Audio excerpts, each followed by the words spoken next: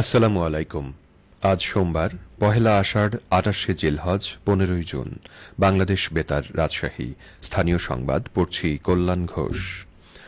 বগুড়ার শিবগঞ্জ উপজেলায় মীরবাড়ি নামে নতুন একটি ইউনিয়ন পরিষদ গঠন এবং ৫টি ইউনিয়ন পুনর্গঠন করে সরকার গেজেট প্রকাশ করেছে। গতকাল বগুড়া জেলা প্রশাসক মোহাম্মদ তৌফিকুর রহমান স্বাক্ষরিত গেজেটে এ তথ্য জানানো হয়। গেজেট অনুযায়ী ১৫টি মৌজা নিয়ে গঠন করা হয়েছে নতুন মীরবাড়ি ইউনিয়ন। ইউনিয়নের জনসংখ্যা ১৮,৯২৪ জন।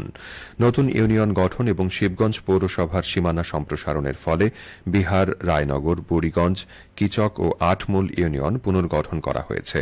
পুনর্গঠনের পর বিহার ইউনিয়নে ১০টি মৌজা ও জনসংখ্যা ২১,০২১ জন, বুড়িগঞ্জে ১৪টি মৌজা ও জনসংখ্যা ২৩,০১৩ জন, রায়নগরে ১৬টি মৌজা ও জনসংখ্যা ৩০,৭৫১ জন, কিচকে ১৮টি মৌজা ও জনসংখ্যা ২৮,৪৬৯ জন এবং আটমূল ইউনিয়নে ১০টি মৌজা ও জনসংখ্যা ২০,৪২৩ জন নির্ধারণ করা হয়েছে। মেধা, বিজ্ঞান, উদ্ভাবনের দেশ, সবার আগে বাংলাদেশ, এই প্রতিপাদ্য নিয়ে নাটোরের জেলা পর্যায়ে startup, science project and innovation idea showcasing programme গতকাল অনুষ্ঠিত হয়েছে। নাটোর জেলা মডেল মসজিদ ও ইসলামিক সাংস্কৃতিক কেন্দ্র মিলনায়তনে দিনব্যাপী এ প্রদর্শনীর আয়োজন করা হয়। সমাপনী অনুষ্ঠানে প্রধান অতিথি ছিলেন জেলা প্রশাসক আসমা শাহিন। সমাপনী অনুষ্ঠানে বক্তারা বলেন, সরকার বিজ্ঞানমনস্ক জাতি গড়ে তুলতে চায়।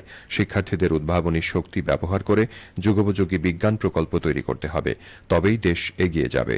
সাধারণ মানুষের সহজ ও সুন্দর জীবন নিশ্চিত হবে। দিনব্যাপী প্রদর্শনীতে উপজেলা পর্যায়ে বিজয়ী শিক্ষা প্রতিষ্ঠানের উদ্ভাবিত প্রকল্পসমূহ উপস্থাপন করা হয়। চাঁপাইনবাবগঞ্জে জেলা পর্যায়ে মাধ্যমিক স্তরের শিক্ষার্থী ও শিক্ষকদের জন্য স্টার্ট আপ, বিজ্ঞান প্রকল্প এবং উদ্ভাবনী ধারণা প্রদর্শন কর্মসূচি অনুষ্ঠিত হয়েছে। গতকাল জেলা প্রশাসকের কার্যালয়ের সামনে চাঁপাইনবাবগঞ্জ মঞ্চে এই কর্মসূচির উদ্বোধন করেন জেলা প্রশাসক আবু সালে মোহাম্মদ মুসা। শিক্ষা মন্ত্রণালয়ের শিক্ষা ও উচ্চশিক্ষা বিভাগের অধীন সেকেন্ডারি এডুকেশন ডেভেলপমেন্ট প্রোগ্রামের আওতায় এই কর্মসূচিতে জেলার ৫ উপজেলার ৫টি শিক্ষার্থী দল অংশগ্রহণ করে। শিক্ষার্থীদের স্টলগুলোতে তাদের উদ্ভাবিত প্রকল্পগুলো প্রদর্শন করা হয়। অনুষ্ঠানে জানানো হয়, সরকারের নির্বাচনী ইশতেহারে শিক্ষার্থীদের সৃজনশীলতা ও বিশ্লেষণধর্মী চিন্তা সৃষ্টিতে গুরুত্ব আরোপ এবং সুশিক্ষায় মেধাবী শিক্ষক কার্যক্রম বাস্তবায়নের লক্ষ্যে শিক্ষা মন্ত্রণালয় উদ্ভাবনী মেধাবী শিক্ষার্থী ও সুশিক্ষায় মেধাবী শিক্ষক পুরস্কার প্রদানের উদ্যোগ গ্রহণ করেছে। জেলায় নির্বাচিতরা আগামীতে জাতীয় পর্যায়ে প্রতিযোগিতায় অংশগ্রহণ করবে। রাজশাহীতে রবীন্দ্র নজরুল জন্মজয়ন্তী পালিত হয়েছে।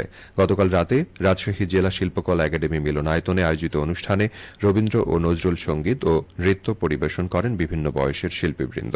অনুষ্ঠানটির আয়োজন করে রাজশাহী নৃত্যশিল্পী ঐক্য জোট। অনুষ্ঠানে প্রধান অতিথি ছিলেন বাংলাদেশে নিযুক্ত ভারতের সহকারী হাই কমিশনার মনোজ কুমার। তিনি বলেন, বাংলার মাটি অনেক প্রসিদ্ধ, এখান থেকে অনেক গুণী শিল্পী তৈরি হয়েছে।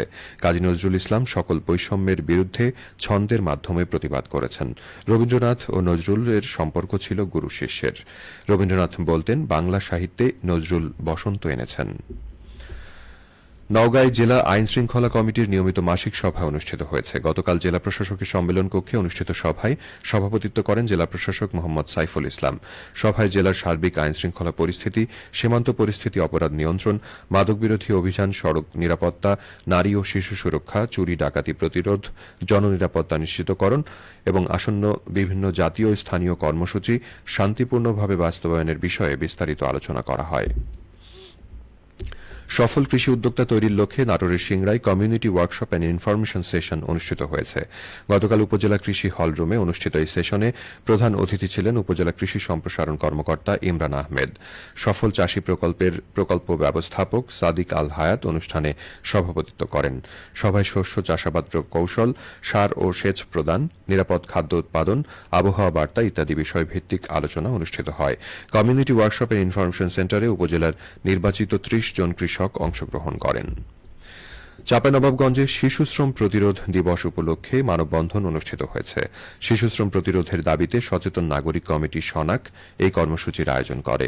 গতকাল নবাবগঞ্জ সরকারি কলেজের সামনে অনুষ্ঠিত মানববন্ধনে শিশুশ্রম নিরসনে জাতীয় কর্মপরিকল্পনা, দ্রুত হালনাগাদকরণ ও বর্জ্য ব্যবস্থাপনায় শিশুশ্রম প্রতিরোধ সহ ১২ দফা সুপারিশ বাস্তবায়নের দাবি জানানো হয়।